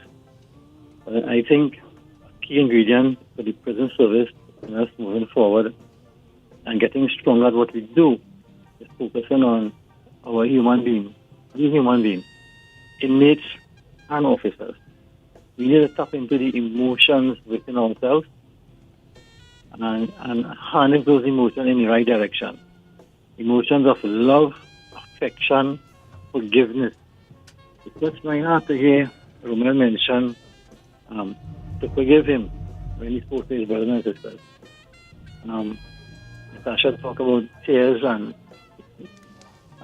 he's still a man and so on. I think the more masculine we are, the more tears we can shed. The more masculine we are, the more we can ask for forgiveness. And that's the direction that the prison service will be taking. I guarantee you for the next 2 years. It's focusing on the human being, harnessing those emotions and causing behavior change. And it must come from my officer role modeling that effect. And we will have those like Romel Lezama assisting us along that line. We still have well, Mr. Bedesie mentioned the mentoring program we had before. The mentoring program has been tweaked and redesigned to motivational speeches. So we still go out there to schools and different communities that request motivational talks, and that is what we still do. And Romel will be invited to go along with us in future requests for appearances that we make.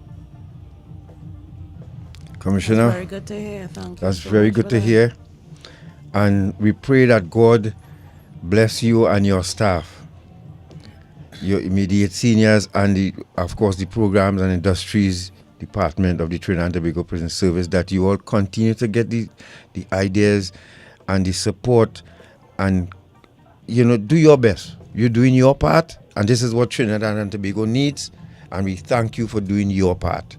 You're not just keeping young men there and waiting till the court date come and then send them home. You are working on them on the inside. Mr. Bedesie, I know you have been in the trenches for quite a while too. So too, Mr. Karaspi and Ms. Johnson and everybody, you're doing your part. And we here at Independency will continue to support you all and show you the love that you all need. You have two prison officers here with you this morning. They're working. And this is what is needed. Commissioner, any closing comments from you, Natasha? Yes, I want to say, Garth and Natasha, I don't think the country and most of the prison service is appreciating the work that you all have done for this country enough. I promise you the prison is going to find some way to use you more frequently in appreciating you and giving you just dues for the work you do. It's because you're in the helping profession and you need to be given all the tools, all the exposure to keep doing what you're doing. You're not just doing this for a payday or a job. You are also passionate. When I try to get the best fit for job portfolios in the service when I place my staff, I look for people with passion, like Mr. Bedesie there. Yes. And you, Garth and Natasha, you all have the passion for what you do. I compliment you very highly for what you do. I want to say thank you, Romel. You keep on tracking there next year. You're going to enter that competition again. The prison service will be supporting you, behind you, even though you'll be out of prison. Yes, sir. Thank you, Commissioner. Commissioner, God bless you and enjoy your weekend. Be safe, all right? Thank you. Yes, thank you. Thank you so much. You're welcome. And that was Commissioner President Dioposad Ramuta, who broke the glass ceiling, end up in Calypso Fiesta. On the stage, On the stage. You understand? Romel, as I said, you have a lot to carry. Yeah. You have that flag to carry. And folks, before we take your calls, I want to just, Gary, the break, video C, TTPS. I just want you to play that, and then we come back and take some calls. But hold on. And some folks on Facebook, YouTube, Meave Murray said, Garth and Natasha, good morning. Good. God bless that young man. God put in the valley to raise him up to the mountain. When the Springer, it is beyond my comprehension why Romel is not performing tonight. Are we really serious about reducing crime? Powerful song and message. Well done. Romel, you have touched my soul. Keep on singing, son. Thank you very much. Eamon Paulson said, Romel can at least be a guest artist tonight. It's not too late. When the Springer says, for real, come on NCC and Gypsy, invite Romel to be a guest artist tonight. The country and youths need to hear his powerful message. But one just got in, Marjorie Andrews on YouTube says, are we as a nation really, really serious? NCC, judges, you all missed the golden chance for changes in crime. But by not giving Romel a chance to be in the finals tonight. Romel, we going back with them next year, you know? We going at them. Well, I consistent. Yeah, me too. People feel I just sing and it's 9 years. You're one and done. 9 years, 10 years in the making. You understand? Yeah. No. We have to keep going. We have to keep spending. And you see, this is what I tell people too about me trying and keep getting disappointed. Is either I give up, and it's the same thing applies to my life. You know, I will keep trying until I succeed and make that breakthrough. You know, so Gary, short man, go to video. Short man, video C. Video C. Listen to this, folks. Pay attention because it applies to you over the weekend and coming next couple of days. Thank Ms. Joanne Archie for sending us this last evening. And listen to Inspector Pitt. I think it's Inspector. Superintendent. Oh, sorry. Let me quit while I head here. Go to the video, please, and let's come back with your calls. Short man, come on, let's go, short man. Let's get it going on. Video C, please.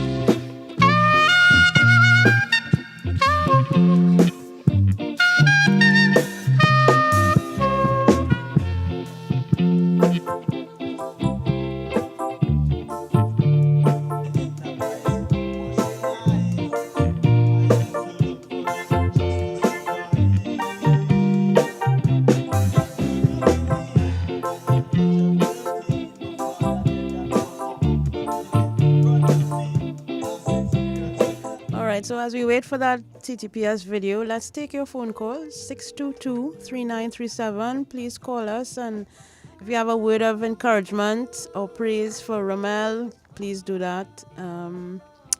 Or if you have a word of encouragement for Garth too, because they're kind of in the same boat.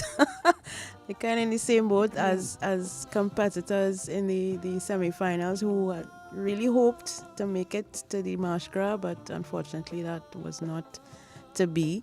But I mean, tell us about what you heard this morning about Romel's story and what you think is in his future. Hello, good morning. Hi, good morning. I don't know how to explain how I'm feeling now. But I heard that young man at Skinner Park, and I honestly thought he would have been singing tonight. But but to him, Sonny, I don't know how to call you, darling, sweetheart, son, whatever. You have shown the world that we can all overcome adversities in our lives, but and move on. We can move up and we can keep moving on. And I just want to say to you, continue to focus. You have something to focus on. Calypso. Sing your calypso. Don't let nobody try to pull you. They have all be waiting for you, We feel years, and try to bring you back to where you were before. You have to stand firm, stand strong, and show them, I am out of that, I am into something else. And Garth and Natasha, I don't know how you all do it, but I say hats off to you. My only thing is, programs like this, it's not geared, to the younger generation, because the young people will listen to I-95. At least, I shouldn't say all, but the majority. Yes, And the other little stations that they listen to, they don't encompass this sort of interview. Yeah, there's too much talk for them. Yeah, it's too much. Pumping. But I am glad. I mean, if you save one is saved. That's good. That's a start. Thank you, So, ma'am. Mr. Romel, keep it up. Encourage the other, your friends in the prison, or the young men like yourself. Be a beacon for them, that they can see, well, right, when I come out of this, that's the end of this kind of life. I am going forward. Yes. Right? So you keep it up, and with God behind you, you would succeed. Okay, have a nice day. You all have enjoyed all the carnival. Thank you very much. Thank you very much. Thank you, ma'am. I want to say good morning to Nicole Likoto. Yes, thank you, Nicole, for joining us. Those of you just joining us late, we speaking with Papa Mel, or Romel Lezama. He's a guest of the state at the moment, but he appeared on the Calypso Fiesta stage last Saturday. And I want to say to Natasha, to those people who are listening, this program could not have happened first without the belief of Miss Jo Newell Williams. That's where it started. And today we want to thank the Minister of National Security and the Ministry of National Security and the Counter-Trafficking Unit for giving us the opportunity to keep this voice and these messages coming to you. Before we go to the next phone call, Romel, you wanted to share the names of the people who assisted you with the performance. Yes. Gary, could you put on Romel's mic so that he could tell us about the crew that was behind all of this. We saw props on stage. Yeah. We saw prison officers backing you. Yeah. They all look so proud. Tell us about and your costume. Put everything into this performance. Gratitude goes out far away. Right, and I want to thank the choir team that backed me up on the stage. Miss Hippolyte, Miss Stanley, Mr. Moore, Mr. Bumpard, Miss Douglas, Mr. Mikey. I want to thank Miss Badal for making my clothes. Yeah, I want to thank Miss Badal. I want to thank the Carrera Art Shop Workshop for making my prop. The wall, it was airbrushed by inmates from the Carrera prison. I want to thank people who are seeing about me from straight down from the ground. Miss Weeks, Miss Green, Miss Nelson, Miss Ned, Miss Millet, Miss Weeks, Mr. Akwi, Mr. John, the MSP band who assist me with the music. Mr. Bedesie, Mr. Ayers, Miss Johnson, Mr. Orozco. It had so many people. I want to thank my sister, Ziona Golson. I need to thank my sister support me anyway. Sister come down in Skinner Park and she scream. I love my sister, man. I want to thank God, most importantly, because I'm not the kind of calypsonian to write this kind of music. I just more write thing to entertain people. Okay. Right? And so this was inspired. If Mr. God had asked me how I come about the name, then I would have tell him because I was shy to go in front of a crowd. Real. I was shy to go in front of a crowd. Did not get that impression. And I have this character that I just hide behind, because once I go in character mode, I ain't afraid nothing. Right. And that is Papi. I used to sing. I had a character by the name of Papi, and people will hear him. You will see me grade on my bed, grade on my head. So I used to look like an old man. And that is how the name Papi was. Okay. That is how the name Papi come about. Now this song have nothing to do with Papi. This song is Romel. So I just take out the Y, put A, and I just went with the last syllable of my name and I joined it. That is how the name Papa Mel come about. Let's take another call. 6223927. Hello. Good morning. Oh, very good morning. Morning. I have never been so honored as to speak to that young man there. Thank you so much. Now, it goes to show that there's a saying that anything you want to be, anything you want, you can achieve it. And I can see it clearly here because you tapped into something that is asleep in you. Your creativity is, to me, is what stands out, because the name of your rendition, Walls of Redemption, I think that is fantastic. You are officially a composer. You don't have to just write calypso. You don't just have to write for yourself. You can write any type of music, pen any kind of song or book you can move on to, and do not limit yourself, because you can see once you tap into something, it is there. We are so very grateful to you, and you just continue to be a shining, a beacon. Just continue to contribute. Just continue to live and continue to love. I heard you say just now there you love your sister, and that is, oh my goodness, you on your way. So you have a good life, my dear man. Thank you very much, ma'am. You're most welcome. Thank you, ma'am. 6223927. Good morning. Good morning, God. Good morning, Natasha. Good morning, Papa Mel. Morning, and sir. who else is in studio? Mr. Bedesie. Papa Mel. Yes, sir. Enough respect. I'm the guy who called you last week on Miss Chan's program. Yes, sir. And told you how proud I am of you. You don't have to impress anybody. You just have to be yourself. Because if you know the story of Malcolm X and Mandela, they were guys who were in prison and they made constructive use of their time, like how you are doing, like how Mr. Chance did his own. So Yes, I urge you to continue, and I want you to read different books, not fiction. Read a lot of autobiographies, and you will see that there are many persons in your positions who made use of their time and made themselves somebody. And soon, I know you will be outside to set a good example to youth. Wonderful program, Garth and Natasha.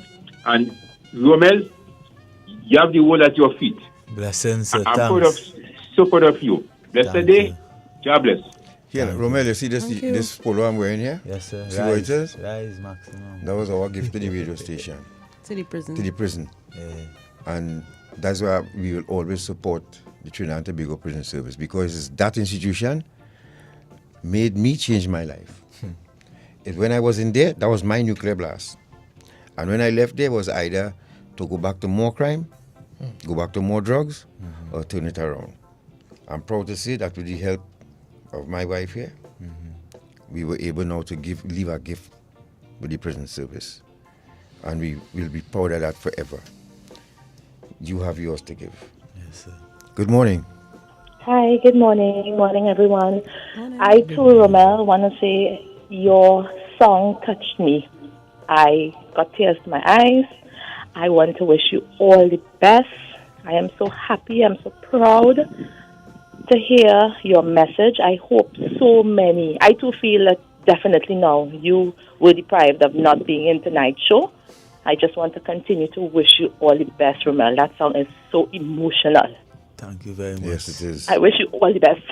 Thank you very We're much. crying and we do it. Romel, you break your heart this morning. Hello, good morning. Hello, good morning. Thank you, ma'am. Thank you very much for your Morning. morning. Morning, Natasha, and morning, God. Morning. I'm so proud of the young guy. I say he should not go back.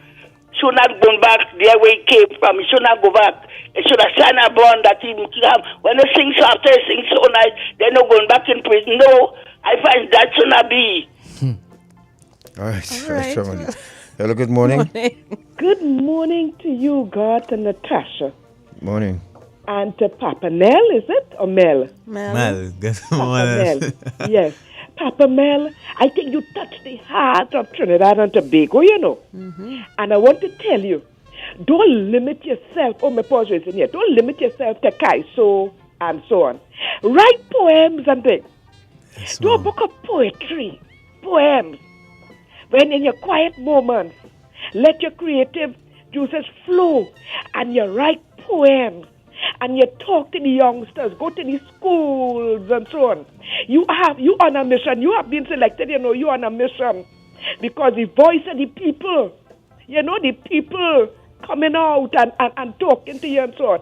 And then with all of that too, you have a good personality. I said, but look at this handsome young man. Who could have inveigled him to get into thing, boy? But that's okay. You're on a journey. God have work for you to do. Don't limit yourself as a set of Kaiser alone. Do poems and so on. Thank you, so Cole. I want to bless you and your family. And good program as per usual, Garth and Natasha. Thank you, ma'am. Thank you. Lisa Cooley said, I would love for you to visit schools. Our chief education officer should be approached to make this happen. Thank you. You're beautiful. This is from Lisa Cooley. Morning, Brother Garth. Morning, sir. And morning, Tasha. Morning. Miss Sinclair and the young chap there, Gary and everybody. All God's blessing. Youth man, you just stay focused, perseverance, and persistence. And, always try to not take anything for granted. Yes, sir. Sometimes, as I told someone, God will know that. Sometimes in life, when you struggle for things and it happens, you intend to enjoy it a little more. And you intend to appreciate the journey. So everything will happen in God's time. But God is in charge. And there are good people along the way in trying to be one. Always remember, both of them are sitting right there. And I must say thanks to the commissioner. What's the commissioner name again? I just forget his name.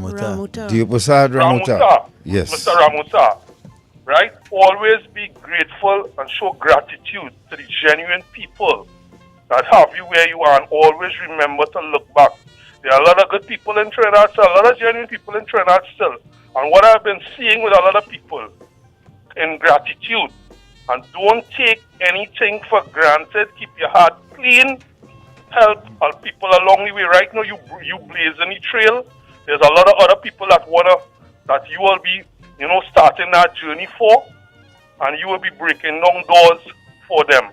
But you just keep your head up, youth man. Be honest, keep a clean heart, love people, be giving, be caring, be sincere, and remember God Sinclair and his wife. Those are the ones that gave you the voice on his radio station today. And don't ever afraid to call him. He has an open door policy. Yes, and he's a very, very good guy. Yes, sir. So you stay strong, brother, and Mr. Ramuta and the whole team. Just stay positive, youth man. Thanks a lot. Papa Mel. Yes, I want you to give us just a taste of the last verse, quick, Gary. Last verse. The last verse Yes, again. yes. People want a taste of the last verse. to take us out. Yeah. So sorry, folks. You know how it goes with our Dependency. Yeah, We try to pack you with as much information as possible, but Gary, Before what you you guys start- can do, go back to Facebook and YouTube when you get chance, and you'll see the comments, Bedesie, and Yes. you know, you all could interact with the people. All right.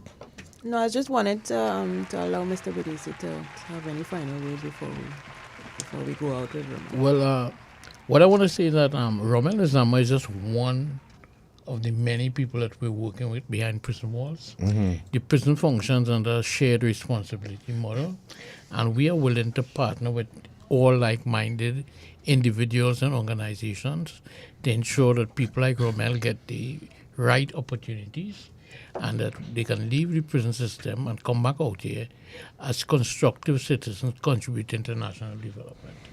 Thank Nice, you. perfect. I want to say good morning to Mr. Gerard Wilson, who's listening to us, and congratulations to your two children, Malachi and Majesty.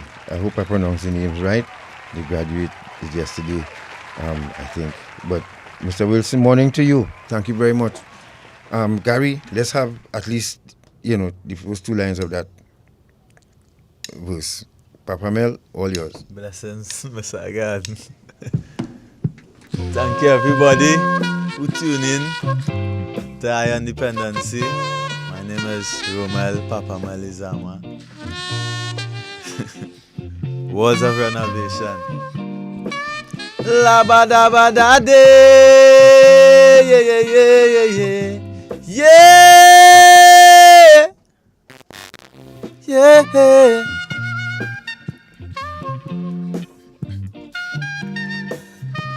6, 9, and 7. ABG for Jenna, please listen to my song. Me creating monsters, talking about we locking tongue. But when you're dead and gone is one place, you're going underground.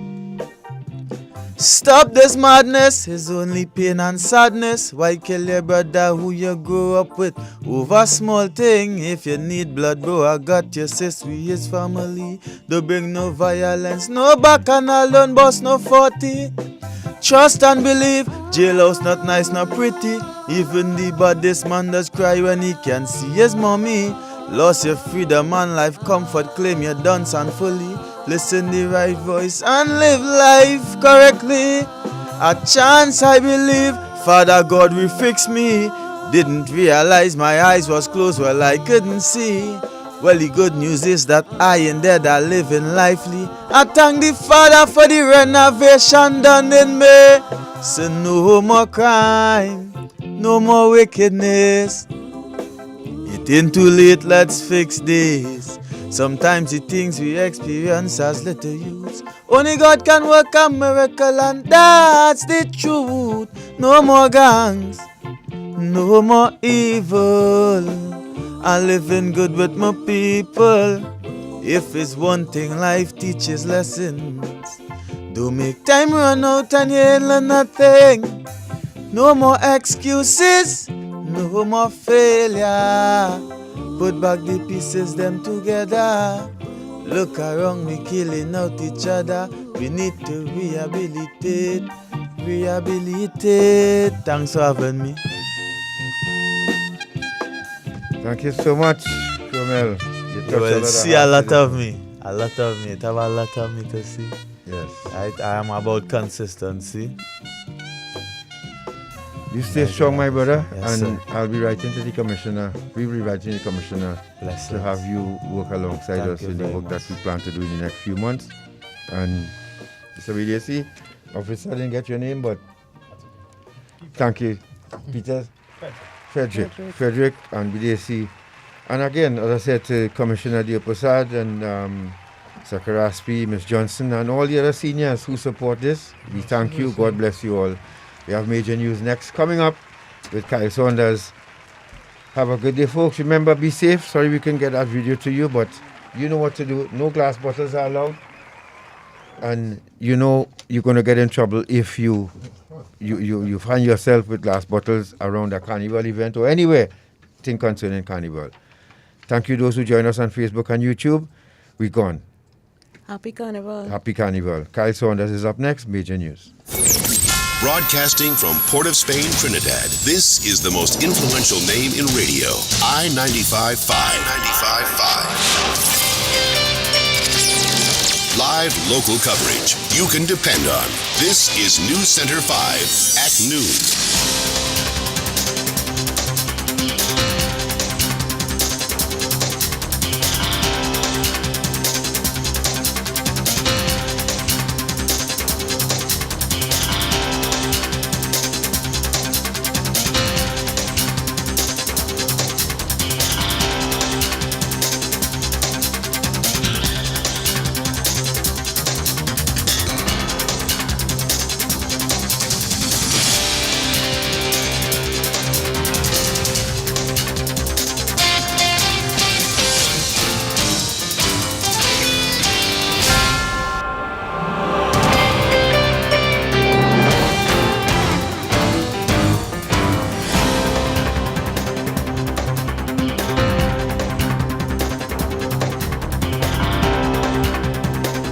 All systems in place for Calypso Monarch finals.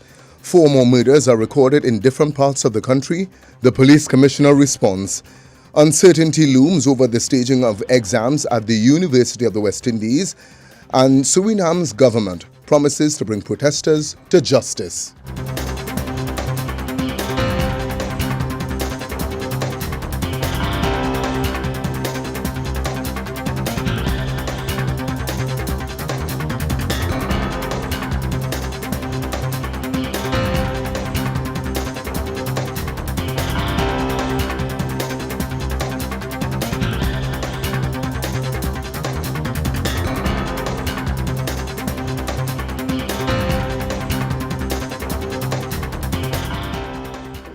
Good afternoon, Trinidad and Tobago. Welcome to the news at noon. I am Kyle Saunders. To our top story.